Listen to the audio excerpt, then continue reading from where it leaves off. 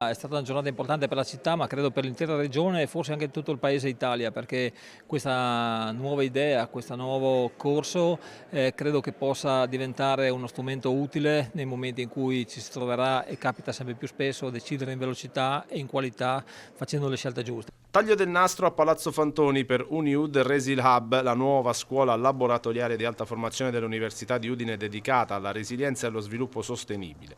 La struttura nasce come catalizzatore di conoscenza per affrontare crisi globali, dai disastri naturali alle emergenze socio-economiche. Le tre grandi questioni che io penso siano al centro di un'evoluzione, della necessità della trasformazione di un modello che riguarda la prevenzione. La prevenzione sono gli strumenti. Il secondo tema sono le responsabilità.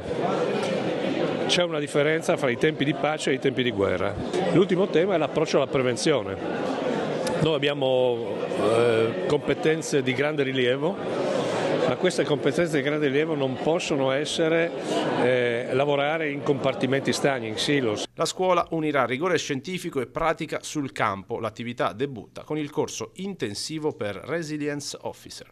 E l'obiettivo di questa iniziativa è creare proprio una sorta di laboratorio in cui i soggetti che sono chiamati a prendere decisioni in situazioni di crisi si possano, allenare acquisendo una metodologia che è in linea con quelle che sono le più recenti indicazioni anche delle Nazioni Unite. La scelta di Gemona è strategica e simbolica. Il percorso formativo si concluderà a maggio 2026, una data emblematica che coincide con il 50ennale del terremoto del Friuli, trasformando la memoria storica in motore per l'alta formazione del futuro. Grazie all'esperienza del terremoto, nei 50 anni abbiamo voluto insieme all'università creare questa scuola di alta formazione per cercare di creare tutta quell'infrastruttura, non soltanto fisica ma anche di conoscenza, necessaria per affrontare le emergenze, ma migliorarsi e ridurre questo margine di rischio attraverso diversi interventi, sia quello infrastrutturale, sia quello della conoscenza delle persone, per esempio sui comportamenti in caso di emergenza, sia in termini legislativo per agevolare il più possibile gli interventi senza rallentamenti dovuti a burocrazie eccessive.